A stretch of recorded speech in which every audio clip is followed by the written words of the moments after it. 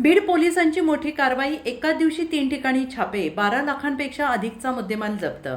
जिल्ह्यात अवैध गुटखा विक्री आणि वाहतुकीविरोधात स्थानिक गुन्हे शाखेने मोठी मोहीम उघडली आहे. 31 मे 2026 रोजी स्थानिक गुन्हे शाखेच्या 3 विशेष पथकांनी बीड शहर, युसूफ वडगाव आणि शिरसाळा पोलीस ठाण्याच्या हद्दीत एका दिवशी धाडी टाकून तब्बल 12,13,800 रुपयांचा गुटखा आणि 3 वाहने जप्त केली आहेत. या धडक कारवाईमुळे गुटखा माफियांचे धाबे आणले आहेत.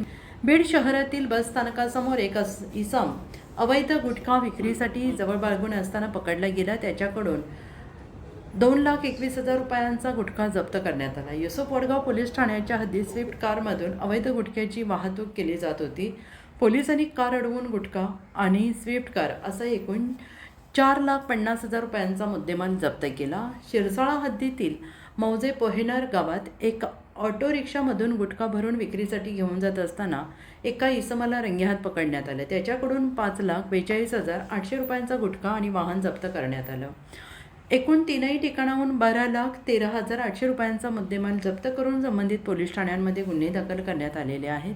सदरची धडक कारवाई पोलीस अधीक्षक नवनीत कामत, अप्पर पोलीस अधीक्षक श्रीमती चेतना तिडके, स्थानिक गुन्हे शाखेचे पोलीस निरीक्षक शिवाजी बेंटेवाड यांच्या मार्गदर्शनाखाली PSI Shriram Khatavkar, PSI Mahesh विघ्ने, PSI Sushant Sutale, Rahul Shinde, विकास राठोड, अशोक दुबाले, अर्जुन यादव, महेश जोगदंड, राजू पठाण, दिलीप गीते, बप्पा हुडके, रामचंद्र केकान, गोविंद भत्ताने, सचिन आंधे, मनोज परजने, अशफाक सय्यद, नितीन वडमारे, गणेश मराडी यांनीही महत्त्वाची कामगिरी बजावली आहे.